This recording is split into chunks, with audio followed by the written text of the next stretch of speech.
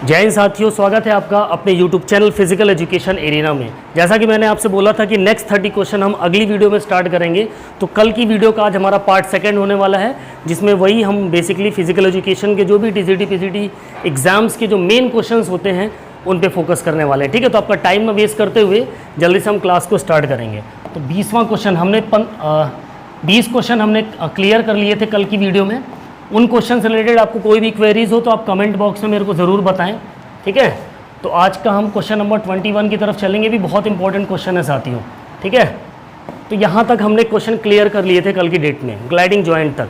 आगे बढ़ेंगे तो नेक्स्ट क्वेश्चन हमारा कहता है, क्वेश्चन आपसे क्या कह रहा है दोस्तों, इस चीज़ को ध्यान देना। क्वेश्चन कह रहा है महिलाओं, ठीक है, इससे पहले हम थोड़ा सा कलर चूज़ कर लेते हैं। ओके, यस, क्वेश्चन कह रहा है महिलाओं के मानसिक धर्म चक्र के चरणों के को पहले से आखिरी एक क्रम में लिखें। Write the phases of women's menstrual cycle in a sequence from first to last. Women's की जो मेंस्ट्रुअल साइकिल होती है उसमें स्टार्टिंग से लेकर के लास्ट तक में जो उसका सीक्वेंस होता है वो हमें यहाँ पर फाइंड आउट करना है। चारों ऑप्शंस आपके सामने है दोस्तों। जैसे पहला क्या कह रहा है, ओवुलेशन फेज होती है पहली, फिर ल्यूटियल फेज होती है, या फिर मेंस्ट्रुएशन फेज होगी, या फिर फॉलिकुलर फेज होगी। इन चारों को सही क्रम में लगाना है आपको। जो पहले क्या आएगी, दूसरे नंबर पे क्या आएगी, तीसरे नंबर पे क्या है और चौथे नंबर पे क्या आएगी। एक मोस्ट इंपॉर्टेंट क्वेश्चन है दोस्तों, बहुत ही इंपॉर्टेंट क्वेश्चन। ये आपके टीसीटी पीसीटी, चाहे वो आपका बीपीएससी का एग्जाम हो, चाहे केवी का, किसी भी का भी फिजिकल एजुकेशन का एग्जाम होगा, उसमें ये इस टॉपिक से रिलेटेड आपको क्वेश्चन ज़रूर मिलेगा। ठीक है, तो आपके कोड्स यहाँ पर दे रखे हैं, तो जल्दी से बताएंगे क्वेश्चन नंबर 21 का करेक्ट आंसर क्या होगा दोस्तों। ऑप्शंस चारों आपके सामने हैं। ओवुलेशन फेज होगा, ल्यूटियल फेज होगा, मेंस्ट्रुएशन फेज होगा, या फिर फॉलिकुलर फेज होगा। ठीक है, सभी के आंसर आने चाहिए। क्या होगा क्वेश्चन नंबर 21 का करेक्ट आंसर, जल्दी से बताएंगे। बिल्कुल, अगर आप ऑप्शन बी के साथ जा रहे हो तो option B is the correct answer.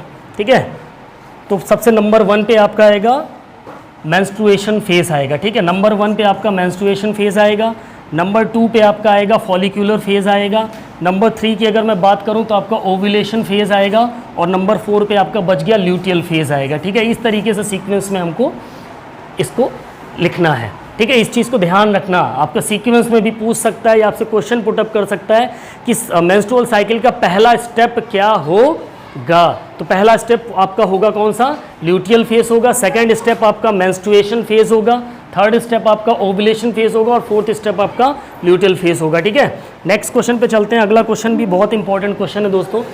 Question number 22, व्यायाम के दौरान, ओके, व्यायाम के दौरान, अगर हम व्यायाम के दौरान मांसपेशियों में बनने वाले, व्यायाम के दौरान मांसपेशियों में बनने वाले लैक्टिक एसिड में प्रतिवर्ष रासायनिक परिवर्तन होते हैं। इन परिवर्तनों को क्रम ज्ञात कीजिए। देखिए, बेसिकली आपसे क्वेश्चन ना, जनरली क्वेश्चन लैक्टिक एसिड से रिलेटेड क्या पूछा जाता है कि जब आप एक्सरसाइज करते हैं तो थकान क्यों स्टार्ट हो जाती है, तो उसका आंसर आप देते हो लैक्टिक एसिड की वजह से।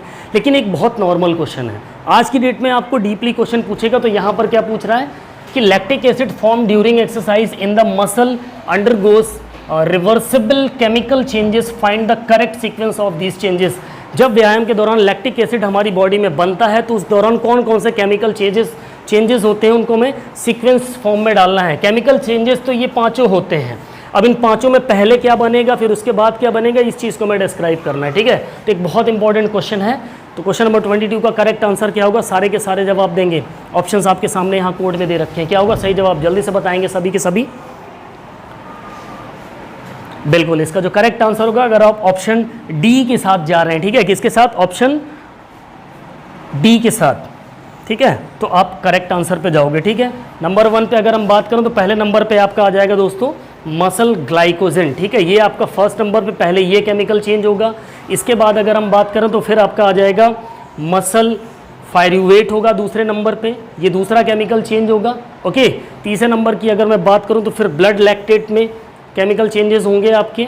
चौथे नंबर की अगर मैं बात करूं तो फिर लीवर फायरुवेट होगा फोर्थ नंबर पे, और पांचवें नंबर पे आपका आ जाएगा लीवर ग्लाइकोजन के रूप में तैयार हो जाएगा। ये केमिकल चेंजेस का सीक्वेंस है दोस्तों। जब आपकी बॉडी में व्यायाम करते वक्त लैक्टिक एसिड फॉर्मेशन होता है तो इस प्रकार से केमिकल चेंजेस आपके अंदर आते हैं। कि इंपॉर्टेंट क्वेश्चन है, यहाँ से क्वेश्चन आपके लिए आता है। ठीक है, नेक्स्ट क्वेश्चन की अगर मैं बात करूँ तो 23rd क्वेश्चन एक मोस्ट इंपॉर्टेंट क्वेश्चन अगेन है आपके सामने। प्रणालीगत परिसंचरण पथ का सही क्रम ज्ञात करें, यानी कि जो सर्कुलेटरी सिस्टम का सही सीक्वेंस है, हमारा जो ब्लड्स का सर्कुलेटरी सिस्टम का सही सीक्वेंस है, हमें वो यहाँ पर बताना है कि पहले स्टेप पे क्या होगा, दूसरे स्टेप पे क्या होगा। मोस्ट इंपॉर्टेंट क्वेश्चन है आपके हार्ट से रिलेटेड, सर्कुलेटरी सिस्टम से रिलेटेड, ये क्वेश्चन आपको 100% देखने को मिलेगा। ठीक है, तो vena cava, right auricle, capillaries, aorta, arteries, venules और लेफ्ट वेंट्रिकल, यानी कि जो ब्लड फ्लो हो रहा है, रक्त संचरित हो रहा है, वो एक्चुअल में किस सीक्वेंस से हो रहा है, इस चीज़ को हमें ध्यान में रखना है। कोड्स आपके सामने दे रखे हैं यहाँ पर। अब आपको बताना है कि इसमें से सबसे पहले और सबसे लास्ट में कौन सा आएगा। चलिए फटाफट बताएंगे। क्वेश्चन नंबर 23 का सही आंसर क्या होगा? बिल्कुल, अगर आप ऑप्शन बी के साथ जाते हो तो आपका ऑप्शन करेक्ट है, option B is the correct answer. तो पहले नंबर पे आपका आ जाएगा साथियों कौन सा? नंबर 1 पे लेफ्ट वेंट्रिकल। सबसे पहले जो ब्लड है, ठीक है, वो आपके लेफ्ट वेंट्रिकल में आएगा। ठीक, find the correct sequence of systematic circulation path. 7th left ventricle, left, right ventricle में राइट ऑरिकल। इस क्वेश्चन को एक बार क्लियर चेक करना पड़ेगा। 23 का बी, ठीक है, इसके हिसाब से देख लेते हैं क्या दिया है। लेफ्ट वेंट्रिकल नंबर 1 पे दे रखा है। नंबर 2 पे अगर बात करूं तो दे रखा है आपका कौन सा? नंबर 2 पे आपका दे रखा है एरोटा। नंबर 3 पे आपका दे रखा है आर्टरीज, ठीक है, और नंबर 4 पे आपका दे रखा है क्या? कैपिलरीज। नंबर 5 पे आपका दे रखा है क्या? नंबर 5 पे आपका आ जाएगा दोस्तों 6 वेन्यूल्स, और नंबर 7 पे आपका आ जाएगा कौन सा?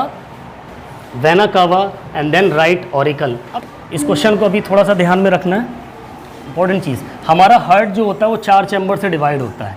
आपके लेफ्ट ऑरिकल में, sorry, right atrium, left atrium, right atrium, right ventricle होगा यहाँ पर, लेफ्ट आर्ट्रियम और लेफ्ट वेंट्रिकल। हमारा जो यहाँ पर आता है डीऑक्सीजनेटेड ब्लड आता है, ठीक है। डीऑक्सीजनेटेड जो ब्लड आता है वो सबसे पहले इधर साइड पे एंटर, आपके हार्ट के राइट साइड पे एंटर करता है। इसके बाद यहाँ पर आपकी ट्राइकस्पिड वॉल्व होती है। इस ट्राइकस्पिड वॉल्व के थ्रू आपके राइट वेंट्रिकल में जाता है। राइट वेंट्रिकल के बाद यहाँ पर एक आपकी PSLV होती है, ठीक है, यहाँ पर आपकी कौन सी होती है? PSLV वॉल्व होती है। इसके थ्रू ये आपके कहाँ पहुँच जाता है? आपके लंग्स में पहुँचता है जो ब्लड होता है ना। सबसे पहले आपके राइट आर्ट्रियम में डीऑक्सीजनेटेड ब्लड आएगा, उसके बाद ट्राइकस्पिड वॉल्व से होते हुए आपके राइट वेंट्रिकल में जाएगा, फिर पल्मोनरी सेमी लूनर वॉल्व में यानी PSLV वॉल्व के थ्रू होता हुए आपके फेफड़ों में, लंग्स में जाएगा, जहाँ पर उस खून के अंदर ऑक्सीजन मिलाई जाएगी। ओके, उस ऑक्सीजन को मिलाने के बाद फिर ये आपके लेफ्ट साइड पे आता है शुद्ध होने के बाद, ठीक है।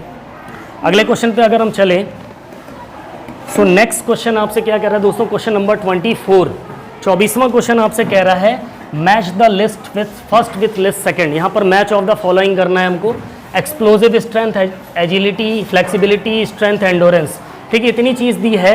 और यहाँ पर कुछ एक्सरसाइज दे रखी है, उन एक्सरसाइज में कौन सी चीज़ सेट होती है हमारी, वो करना है। आपके ऑप्शंस यहाँ पर दे रखे हैं, इसको सही तरीके से मैच करना है। चलिए फटाफट बताएंगे क्वेश्चन नंबर 24 का करेक्ट आंसर क्या होगा दोस्तों? 24 का करेक्ट आंसर, बिल्कुल, जो क्वेश्चन नंबर 24 का करेक्ट आंसर होगा that is option B is the correct answer, ठीक है। आपका एक्सप्लोजिव स्ट्रेंथ जो होगा वो सार्जेंट जंप से होगा, मैच होगा, ठीक है। एजिलिटी की बात करूँ तो स्क्वैट थ्रस्ट से हो जाएगी। वहीं अगर फ्लेक्सिबिलिटी की बात मैं करूँ तो ये आपकी ब्रिज अप टच से हो जाएगा, और स्ट्रेंथ एंडोरेंस आपका फ्लेक्स्ड आर्म हैंग से हो जाएगा। ओके, सो क्वेश्चन नंबर 24 का option B is the correct answer, ठीक है। नेक्स्ट क्वेश्चन की मैं बात करूं तो अगला क्वेश्चन आपसे कह रहा है व्यायाम से 1 घंटा पहले, ठीक है, व्यायाम से 1 घंटा पहले कार्बोहाइड्रेट की कितनी मात्रा लेनी चाहिए? कि इंपॉर्टेंट क्वेश्चन है।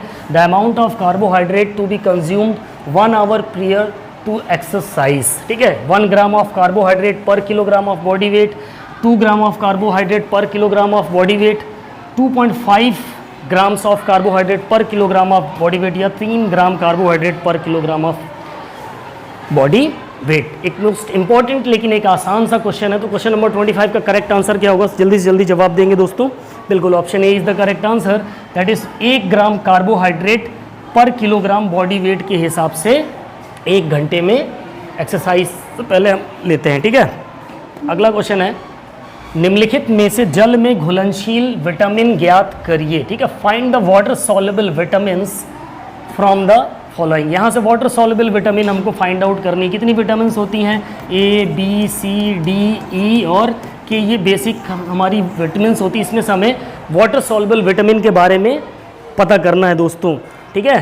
तो वाटर सॉल्युबल विटामिन कौन कौन सी होंगी, जल्दी से बताएंगे। क्वेश्चन नंबर 26 का एक आसान क्वेश्चन है, क्या होगा सही जवाब 26 का? Option B is the correct answer. 2 और 5 यानी विटामिन बी और सी, ये आपकी वाटर सॉल्युबल विटामिन होती हैं। बाकी जो बच गई ए, डी, ई और के, ये आपकी फैट सॉल्युबल विटामिन होती हैं दोस्तों, ठीक है, ए, डी, ई, के। नेक्स्ट क्वेश्चन नंबर 27, 27वां क्वेश्चन आपसे कह रहा है दोस्तों। 27 क्वेश्चन की अगर मैं बात करूं, शारीरिक शिक्षा का दर्शन आधारित है किस पर? The philosophy of physical education is based on. जो हमारी फिजिकल एजुकेशन की फिलोसफी है दोस्तों, वो किस चीज़ पर डिपेंड करती है, बेस करती है? अस्तित्ववाद पर, व्यवहारवाद पर, उदार दर्शन पर या फिर यथार्थवाद पर? चलिए, एक आसान सा सवाल आपके सामने है, लेकिन एक इंपॉर्टेंट क्वेश्चन है। क्वेश्चन नंबर 27 का करेक्ट आंसर क्या होगा, जल्दी से बताएंगे। बिल्कुल option C is the correct answer, that is pragmatism. व्यवहारवाद पर, सॉरी, एलेक्टिक फिलॉसफी, उदार दर्शन पर हमारी जो शारीरिक शिक्षा का दर्शन है वो उदार दर्शन पर बेस्ड करता है, एलेक्टिक फिलॉसफी पे डिपेंड होता है दोस्तों, ठीक है। क्वेश्चन नंबर 27 का करेक्ट आंसर हो जाएगा option C is the correct answer, okay. Now question number 28 की बात करूं, तो क्वेश्चन नंबर 28 आपसे क्या कह रहा है दोस्तों? आईओसी द्वारा घोषित, ठीक है, आईओसी यानी इंटरनेशनल ओलंपिक कमेटी द्वारा घोषित कौन सी दवा प्रतिबंधित नहीं है? इंटरनेशनल ओलंपिक कमेटी द्वारा ओलंपिक के अंदर कौन सी दवा प्रतिबंधित नहीं है, ये सवाल पूछा है। Which one is not banned drug is declared by IOC? Alcohol, stanozolol, amphetamine और मैरिजुआना। चलिए, या फिर शराब या अल्कोहल। एक इंपॉर्टेंट क्वेश्चन है दोस्तों। क्वेश्चन नंबर 28 का करेक्ट आंसर क्या हो जाएगा? बिल्कुल, अगर आप अल्कोहल शराब के साथ जाते हो तो बिल्कुल करेक्ट जवाब है अल्कोहल शराब आईओसी के द्वारा, इंटरनेशनल ओलंपिक कमेटी के द्वारा ओलंपिक में बैन नहीं की गई है दोस्तों, ठीक है। वहीं अगर हम बात करें इंटरनेशनल ओलंपिक कमेटी की, तो इसकी जो स्थापना हुई दोस्तों 23 जून 1894 में, 23 जून 1894 में आईओसी की स्थापना हुई, इंटरनेशनल ओलंपिक कमेटी की, ओके। अगले क्वेश्चन पे चले। Next important question, question number 29 आपसे कह रहा है दोस्तों, उन एथलीटों की पहचान कीजिए करें जिनमें मांसपेशियों में अधिक स्लो ट्विच फाइबर और अपेक्षाकृत कम फास्ट ट्विच फाइबर्स होते हैं। Identify the athletes who have more slow Twitch fibre and relatively less fast twitch muscle fibre in their muscles, ठीक है। वो कौन से खिलाड़ी या एथलीट है जिनमें स्लो ट्विच मसल फाइबर या फास्ट ट्विच मसल फाइबर कम या ज़्यादा पाए जाते हैं, ये हमको बताना है, ठीक है, ओके। यानी स्लो कम अपेक्षाकृत, क्या कह रहा है? Identify the athletes who have more slow Twitch fibres, okay. अभी ज़्यादा स्लो ट्विच फाइबर कौन से एथलीट में होते हैं फास्ट ट्विच फाइबर की अपेक्षा, ठीक है। तो स्लो ट्विच फाइबर किस में होंगे? जिसमें आप धीमे धीमे एक्टिविटी कर रहे हो लंबे समय तक, वहाँ आपके slow Twitch fibre muscle fibre use करेंगे। तो लॉन्ग एक्टिविटीज़ कौन सी हम करते हैं? मैराथन रनिंग हो गई जैसे, तो अब यहाँ ऑप्शन स्प्रिंटर्स है, शॉर्ट पुट है, हाई जंप है, मैराथन। मैराथन हमारी कितनी होती है? 42.195 किलोमीटर की हमारी एक मैराथन रेस होती है, जिसमें एक एथलीट धीमे धीमे रनिंग करता है, उसको ज़्यादा ऑक्सीजन की ज़रूरत होती है, तो इसलिए स्लो ट्विच मसल फाइबर ज़्यादा काम करते हैं, वहाँ पे धीमे धीमे काम करते हैं आराम से, ठीक है। फास्ट ट्विच मसल फाइबर किसको चाहिए होंगे? स्प्रिंटर्स को चाहिए होंगे, इनको चाहिए होंगे fast twitch muscle fibres. 100 metre की कोई स्प्रिंट लगा रहा है, उनको फास्ट ट्विच मसल फाइबर्स चाहिए। शॉर्ट ड्यूरेशन के जो गेम्स वगैरह हो, इवेंट वगैरह होते हैं, ठीक है। नेक्स्ट क्वेश्चन नंबर 30 की बात करूं, सीसामोइड हड्डियां पाई जाती हैं, जो हमारी सीसामोइड बोन्स होती हैं वो कहाँ पाई जाती हैं? मैस्टॉइड प्रोसेस में, PC form of the wrist, फिर फर्स्ट मेटाकार्पल बोन या हॉइड बोन में, ठीक है। कोड्स आपके यहाँ पर दे रखे हैं दोस्तों, ओके। आप इसका जवाब फटाफट से देंगे सारे के सारे। क्लियर हो इतनी चीज़? तो क्या होगा क्वेश्चन नंबर 30 का करेक्ट आंसर? तीसरे क्वेश्चन का सही जवाब क्या होगा दोस्तों, जल्दी से बताएंगे। Option C is the correct answer, second and third, ठीक है। Pisiform of the wrist and first metacarpal bone में, ठीक है। सीसामॉइड बोन आपकी यहाँ पर फाउंड होती हैं, ओके। देख लीजिए यहाँ पर, ये आपकी, जैसे मैं बात करूँ सीसामॉइड की, अगर हम बात करें तो पी शेप्ड में होती हैं, पीसी फॉर्म 2 होती हैं और पटेला में 2 होती हैं। जो नी की हमारी कैप होती है, जो हमारी घुटने की कटोरी होती है ना, वहाँ पर आपकी वाली बोन्स पाई जाती हैं, ठीक है। सीसामॉइड बोन्स पाई जाती हैं। और जो कलाई में जो आपकी इधर यहाँ पर बोन्स होती हैं, यहाँ पर भी 2 पाई जाती हैं। ये हमारी सीसामॉइड बोन्स होती हैं, जो कि टोटल 4 होती हैं, ठीक है। नेक्स्ट क्वेश्चन नंबर 31, 31वां क्वेश्चन आपसे क्या कह रहा है दोस्तों? 31 क्वेश्चन, निम्नलिखित में से कौन सा प्रशिक्षण का सबसे लंबा चक्र है? Which of the following is the longest cycle of training, ठीक है। इससे पहले की क्लास में मैंने क्वेश्चन में डिस्कस किया था आपसे कि मीज़ो, माइज़ो, माइक्रो, है ना, इन सब की चीज़ों के बारे में डिस्कस किया था मैंने। तो माइक्रो साइकिल सबसे लंबी पूछा है इसमें, ठीक है। माइक्रो साइकिल, मीज़ो साइकिल या वीकली साइकिल। चलो, सबसे लंबी साइकिल कौन सी होगी? बहुत आसान, लेकिन एक इंपॉर्टेंट क्वेश्चन। क्वेश्चन नंबर 31 का करेक्ट आंसर क्या हो जाएगा? बिल्कुल, अगर आप ऑप्शन ए के साथ जा रहे हो माइक्रो साइकिल, तो ये सबसे लॉन्ग ट्रेनिंग होती है, लगभग 1 साल के आसपास। माइक्रो साइकिल की बात करूं तो 1 वीक के आसपास चलती है। माइक्रो मीज़ो, हाँ, मीज़ो साइकिल आपकी लगभग 1 मंथ के आसपास चलती है,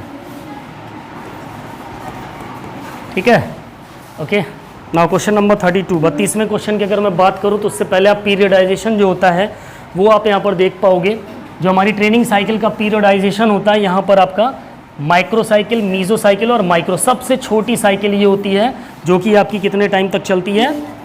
1 वीक पे। मीज़ो साइकिल 4 से 6 वीक या 1 महीने के आसपास, माइक्रो साइकिल लगभग 1 साल के आसपास पे। ये आपका पीरियडाइजेशन टेबल है, यहाँ से क्वेश्चन आपके सामने पुटअप होता है दोस्तों, ठीक है।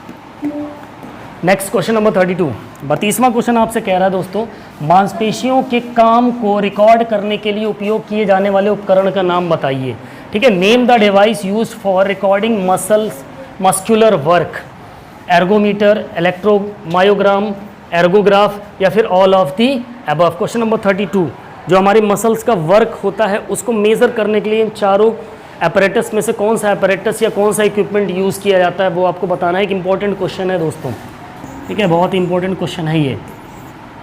क्या होगा सही जवाब क्वेश्चन नंबर 32 का? 32वें क्वेश्चन का जो करेक्ट आंसर होगा दोस्तों वो क्या होगा? That is option B is the correct answer, electromyogram. Electromyogram आपका क्या करता है? मसल्स वर्क की रिकॉर्डिंग करने का काम करता है, उसको मेज़र करने का काम, जो उसका वर्क हुआ है उसको मेज़र करने का काम करता है, ठीक है। नेक्स्ट क्वेश्चन, किस प्रकार के संकुचन के दौरान मांसपेशियां छोटी हो जाती? बहुत इंपॉर्टेंट क्वेश्चन है दोस्तों, ठीक है, ये एक इंपॉर्टेंट क्वेश्चन है।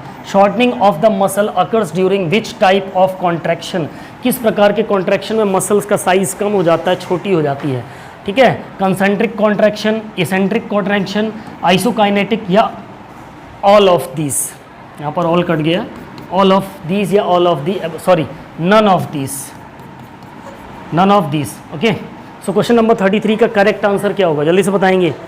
किस कॉन्ट्रैक्शन में आपकी मसल्स की साइज छोटी हो जाती है? 33वें क्वेश्चन का करेक्ट आंसर जल्दी से बताएंगे। बिल्कुल, option A is the correct answer, that is concentric contraction के अंदर आपके मसल्स का साइज छोटा हो जाता है, ओके। नेक्स्ट क्वेश्चन नंबर 34, एक इंपॉर्टेंट क्वेश्चन, ठीक है। प्रशिक्षण के दौरान कौन सी विधि एरोबिक और एनारोबिक दोनों ऊर्जा प्रणालियों का उपयोग करती है? Which method of training utilize both aerobic and anaerobic energy producing systems, ठीक है। Continue, fartlek training method, strength या फिर इंटरवल ट्रेनिंग मेथड? मतलब कौन सा ट्रेनिंग मेथड में आपका एरोबिक और एनारोबिक दोनों का दोनों इस्तेमाल होता है, इस चीज़ के बारे में पूछा है, ठीक है। तो जल्दी से बताएंगे, बहुत ही आसान सा जवाब है इसका। तो क्या होगा क्वेश्चन नंबर 34 का करेक्ट आंसर? बिल्कुल, अगर आप ऑप्शन बी के साथ जा रहे हो तो fartlek training is the correct answer of question number 34, okay.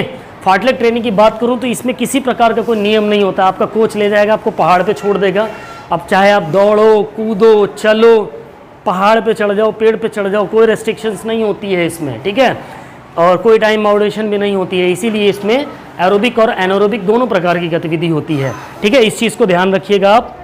और यहाँ पर 2 नाम दे रखे हैं, गोस्टा होल्मर और वॉल्डिमार ग्रेशमर और गोस्टा होल्मर।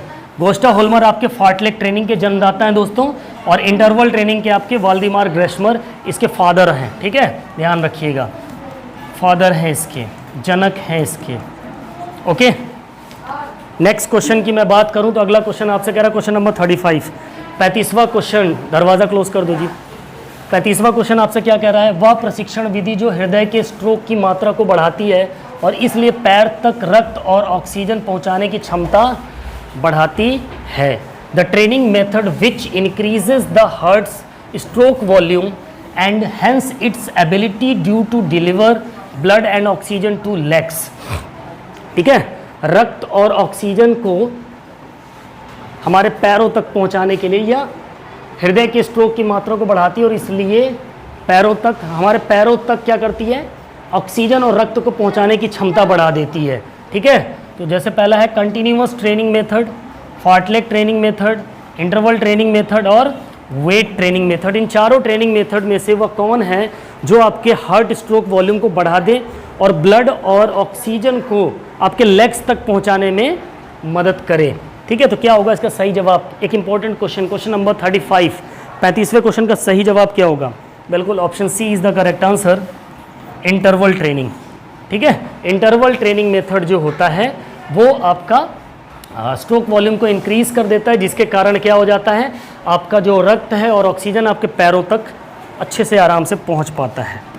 ठीक है, नेक्स्ट क्वेश्चन नंबर 36 और 36वां क्वेश्चन आपसे क्या कह रहा है, शक्ति या विस्फोटक के प्रशिक्षण की विधि कहलाती है। Method of training for power और एक्सप्लोसिवनेस इज कॉल्ड। ठीक है, शक्ति और विस्फोटक प्रशिक्षण, जहां पावर, दमखम खूब दबा के यूज़ करना पड़े, तो उस प्रकार की ट्रेनिंग को हम क्या बोलेंगे? फार्टलेग ट्रेनिंग, सर्किट ट्रेनिंग, प्लायोमेट्रिक्स या स्ट्रेंथ ट्रेनिंग की मोस्ट इंपॉर्टेंट क्वेश्चन है, maximum number of times exams में पूछा हुआ सवाल है दोस्तों। ठीक है, तो क्या होगा इसका सही आंसर? जल्दी से बताएंगे सारे के सारे। बिल्कुल, अगर आप जा रहे हो प्लायोमेट्रिक्स के साथ तो ये आपका ऑप्शन सही हो जाएगा। ठीक है, प्लायोमेट्रिक्स ही वह ट्रेनिंग मेथड है दोस्तों जिसमें शक्ति या विस्फोटक प्रशिक्षण विधि कहलाती है। ठीक है, नेक्स्ट क्वेश्चन की मैं बात करूं, अगला क्वेश्चन 37, 37वां क्वेश्चन आपसे क्या कह रहा है दोस्तों, डम्बल्स, बारबेल्स और पुली मशीनों का उपयोग किया जाता है कहाँ पर? ठीक है, जो डम्बल होगा, जो बारबेल्स होंगे, जैसे ये क्या है आपका, ये आपकी पुलिंग मशीन है, पुली मशीन है, ये डम्बल्स एक्सरसाइज है, ये बारबेल्स की एक्सरसाइज है। इनका उपयोग किस में करते हैं हम? वेट ट्रेनिंग में, स्पीड ट्रेनिंग में, सर्किट ट्रेनिंग में या फिर स्ट्रेंथ ट्रेनिंग में। इस चीज़ को ध्यान रखना है। तो अब जाहिर सी बात है, यहाँ पर आप देखोगे कहीं ना कहीं हम लोड के ऊपर काम कर रहे हैं, ये भार का काम कर रहे हैं। ठीक है, भार का काम कर रहे हैं। ओके, तो यानी कि वेट का काम हो रहा है, तो ये किससे रिलेटेड होगा? आपका वेट ट्रेनिंग से रिलेटेड हो जाएगा। ठीक है, option A is the correct answer, question number 37 का दोस्तों। ठीक है, नेक्स्ट क्वेश्चन की अगर मैं बात करूं तो अगला क्वेश्चन, नेक्स्ट क्वेश्चन की बात करूं तो अगला क्वेश्चन आपसे क्या कह रहा है, इन hockey the corner hit is taken from the. ठीक है, यानी जो हॉकी में कॉर्नर हिट ली जाती है दोस्तों, कौन सी हिट? कॉर्नर हिट जो हॉकी में ली जाती है वो हॉकी के मैदान में कहाँ से ली जाती है? बैक लाइन से, सेंटर लाइन से, साइड लाइन से या फिर गोल लाइन से? ठीक है, एक आसान सा लेकिन एक इम्पॉर्टेंट क्वेश्चन है हॉकी का। बताओ कहाँ से ली जाती है जो कॉर्नर हिट होती है? Back line, centre line, side line या फिर गोल लाइन? क्या होगा सही जवाब? बिल्कुल, इसका जो करेक्ट आंसर होगा that is option C is the correct answer, side line से। ठीक है, क्यों ली जाती साइड लाइन से दिखा देता हूँ आपको। ये आपका हॉकी का ग्राउंड है, हॉकी के ग्राउंड में ये हमारी साइड लाइन होती है। ठीक है, जब भी हम कॉर्नर हिट लेते हैं, कॉर्नर हमारे बेसिकली दो प्रकार के होते हैं, एक होता है लॉन्ग कॉर्नर, एक होता है हमारा शॉर्ट कॉर्नर हॉकी के अंदर। ठीक है, एक लॉन्ग कॉर्नर होता है और एक शॉर्ट कॉर्नर होता है। जो लॉन्ग कॉर्नर होता है वो आपकी साइड लाइन से लिया जाता है, जो शॉर्ट कॉर्नर होता है डी में इस पार्ट से लिया जाता है। आपका इस चीज़ को हमेशा ध्यान में रखना। ठीक है, और इसके ग्राउंड की बात करूँ तो 100 गज लंबा होता है, 100 यार्ड लंबा होता है, 60 यार्ड आपका ये चौड़ा होता है। ठीक है, ये जो डी का पार्ट है आपका, ये यहाँ से मेज़र किया जाता है दोस्तों, 16 गज का होता है, 16 यार्ड का। ये जो डॉटेड एरिया का पार्ट होता है ये आपका 21 यार्ड का होता है। ठीक है, ये आपके 25-25 यार्ड के 4 भाग में आपका हॉकी का मैदान बटा होता है दोस्तों, इस चीज़ को भी ध्यान में रखना है। ठीक है, अगले क्वेश्चन की मैं बात करूं तो नेक्स्ट क्वेश्चन आपसे क्या कह रहा है, क्वेश्चन नंबर 39, 39वां क्वेश्चन आपसे कह रहा है दोस्तों, डेकाथलॉन कंसिस्ट्स ऑफ। डेकाथलॉन एक इवेंट है जिसके अंदर कौन कौन सी प्रतियोगिताएं होती हैं? 6 track field, 4 6 track event 4 field event, या 4 track event 6 field event, 3 track event 7 field event, या फिर 7 ट्रैक और 3 फील्ड इवेंट? जल्दी से बताएंगे। एक important question, maximum number of exams में पूछा हुआ सवाल है ये, 100% आता ही आता है आपके पेपर में। ठीक है, तो क्वेश्चन नंबर 39 का करेक्ट आंसर क्या होगा दोस्तों, जल्दी से बताएंगे। बिल्कुल option B is the correct answer. आपके डेकाथलॉन के अंदर 4 ट्रैक इवेंट और 6 फील्ड इवेंट होते हैं। ठीक है, 4 ट्रैक और 6 फील्ड इवेंट होते हैं। ओके, कौन कौन से इवेंट होते हैं उसको भी देख लेते हैं हम। ठीक, कौन कौन से इवेंट होते हैं उसको भी देख लेते हैं। ठीक, डेकाथलॉन की बात हो रही थी, 2 दिन का ये पूरा टाइम होता है। हमेशा देखना, यहाँ से भी क्वेश्चन आपसे पूछा जा सकता है कि डेकाथलॉन, पहली चीज़ तो ये पुरुषों के लिए प्रतियोगिता होती है, इस चीज़ को ध्यान रखना है आपको। किसके लिए? पुरुषों के लिए, मेंस की प्रतियोगिता होती है। दूसरी चीज़, ये 2 दिन की प्रतियोगिता होती है। ठीक है, तो पहले दिन आपके 5 इवेंट होंगे। फर्स्ट डे आपके कितने इवेंट होंगे? 5 इवेंट होंगे।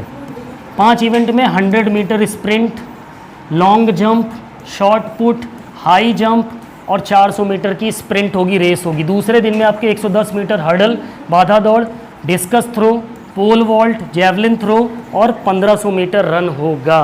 4 ट्रैक और 6 फील्ड इवेंट होते हैं, यही बताया था ना। हाँ, 4 ट्रैक और 6 फील्ड इवेंट होते हैं। 4 ट्रैक इवेंट कौन से हैं? पहला 100 मीटर स्प्रिंट, दूसरा 400 मीटर स्प्रिंट, तीसरा 110 मीटर हर्डल और चौथा आपका 1500 मीटर रन। ठीक है, ये 4 ट्रैक इवेंट होते हैं। बाकी जो बच गए आपके फील्ड इवेंट में कहलाते हैं। ठीक है, नेक्स्ट क्वेश्चन की मैं बात करूं उससे पहले आप देखोगे हेप्टाथलॉन। हेप्टाथलॉन की बात करूं दोस्तों तो ये आपका वुमेन्स के लिए होता है। किसके लिए होता है?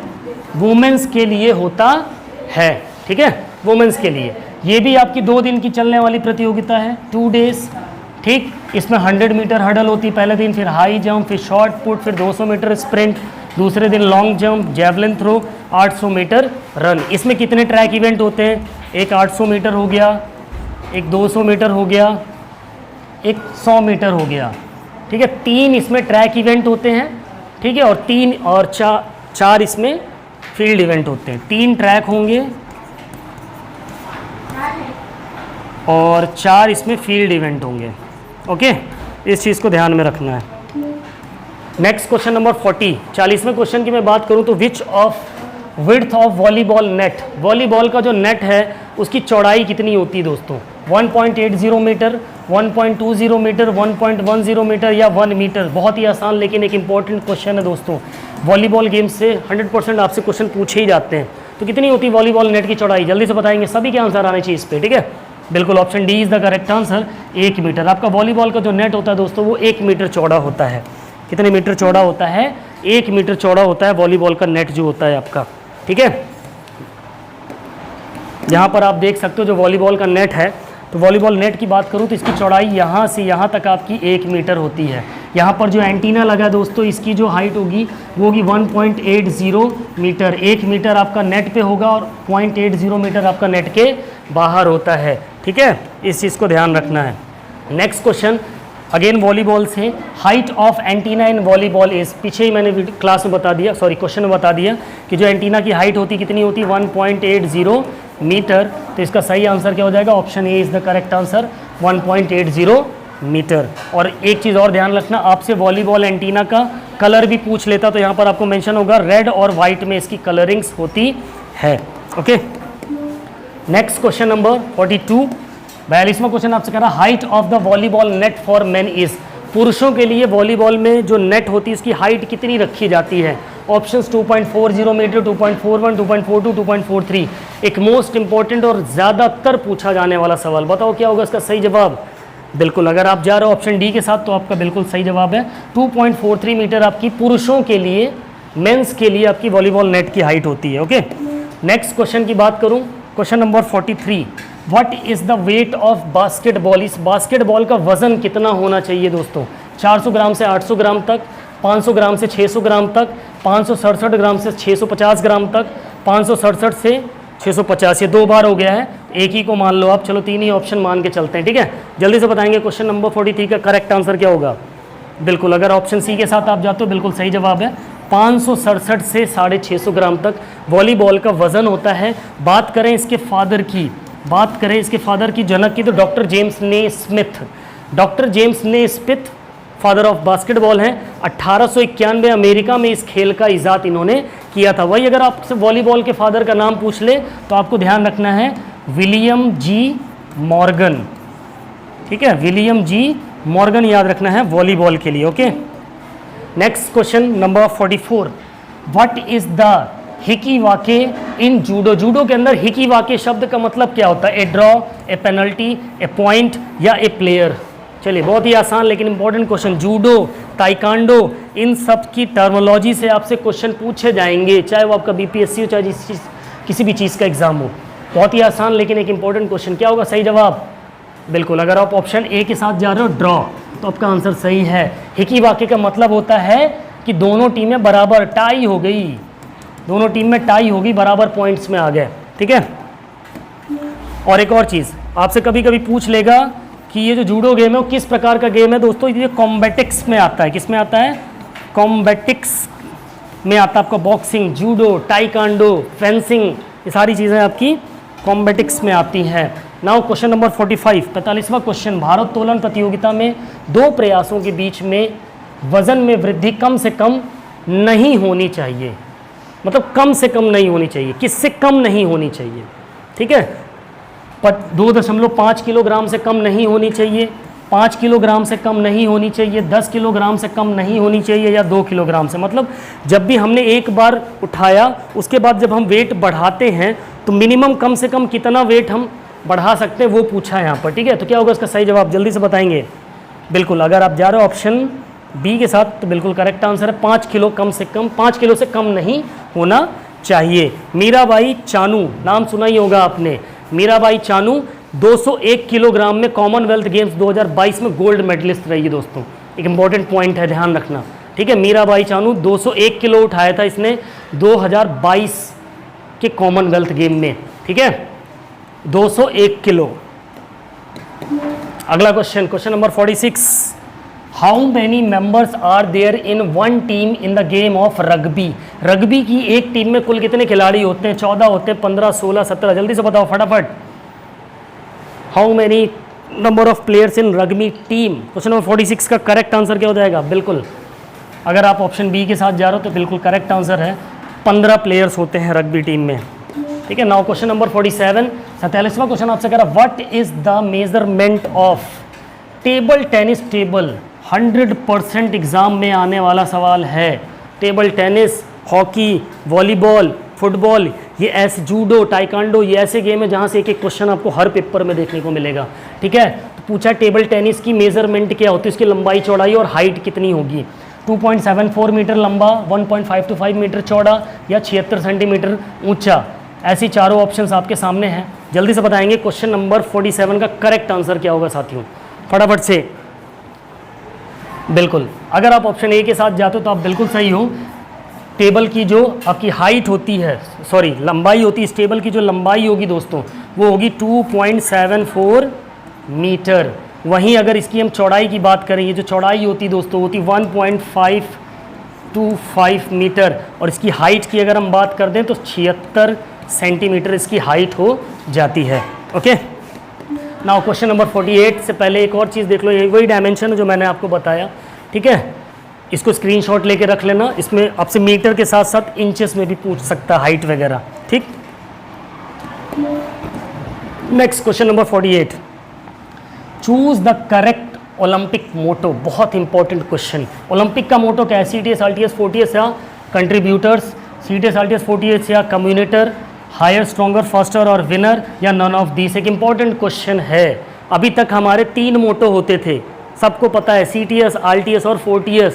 अधिक तेज, अधिक ऊंचा, अधिक ताकतवर। चौथा भी ऐड हो गया, थॉमस बैक ने ऐड किया, जो प्रेसिडेंट हैं IOC के करंट के भी, उन्होंने ऐड किया। वो चौथा कौन सा है बताओ। चलो, क्वेश्चन नंबर 48 का करेक्ट आंसर क्या होगा? बिल्कुल, अगर ऑप्शन बी के साथ जाते हो करेक्ट आंसर। CTS मतलब क्या होता है? RTS मतलब क्या होता है? CTS मतलब क्या होता है आपका? RTS मतलब तो अधिक ऊंचा। ठीक है, अधिक ऊंचा। 40S मतलब होता है अधिक तेज। CTS मतलब बलवान। ठीक, कम्युनिटर मतलब क्या होता है? कम्युनिटर मतलब क्या होता है? जल्दी से बताएंगे कमेंट। चलो इसका कमेंट करके आप बताओगे, ठीक है, मेरे को तो पता है, मैं तो बता ही दूंगा। कमेंट में इसका आंसर बताना। कम्युनिटर या कम्युनस भी बोल सकते हैं, इसका मतलब होता है टुगेदर, बता ही देता हूँ, एक साथ, ठीक है। ये नया मोटो आपका जुड़ा है जो कि थॉमस बैक ने दिया। किसने दिया?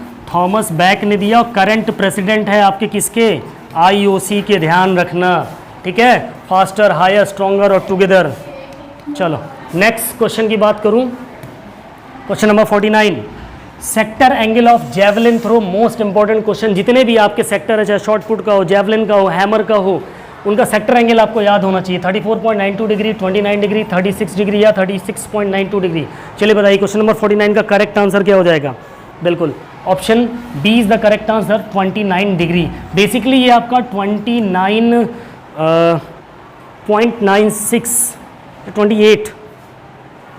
28.96 होता है, बट हम राउंड फिगर में इसको 29 डिग्री ही लिखते हैं, ठीक है। और बाकी का 34.92 होता है। इसको आप पहचान ही रहे होंगे, नीरज चोपड़ा है। यहाँ से सवाल आपसे पूछे जाते हैं दोस्तों, नीरज चोपड़ा से रिलेटेड जितने भी उसके उपलब्धियां हैं ना, उनको रट लीजिए, उनको याद कर लीजिए। इससे एक क्वेश्चन आपको 100% मिलेगा। इसने जो जो रिकॉर्ड बनाए नीरज चोपड़ा ने, यहाँ से क्वेश्चन आपसे पूछे जाते हैं, ठीक है। अब आखिरी सवाल आप लोगों के लिए है, इस सवाल का जवाब आप कमेंट में करके देंगे, ठीक है। क्वेश्चन आपके सामने है, इन सवालों का जवाब आपको कमेंट में देना है। फादर ऑफ बास्केटबॉल कौन है? फादर ऑफ वॉलीबॉल कौन है? फादर ऑफ मॉडर्न ओलंपिक कौन है? और फादर ऑफ एशियन गेम्स कौन है? इनके आंसर आप कमेंट में करके बताएंगे मेरे को, ठीक है। तो आई होप आपको आज की क्लास पसंद आई होगी। अगर आपको आज की क्लास पसंद आई हो तो हमारे चैनल फिजिकल एजुकेशन एरिना को लाइक, सब्सक्राइब और शेयर ज़रूर करें, ठीक है। तो मिलते हैं अपनी नेक्स्ट वीडियो में, तब तक के लिए बाय बाय, टेक केयर, जय हिंद, वंदे मातरम, फिजिकल एजुकेशन जिंदाबाद।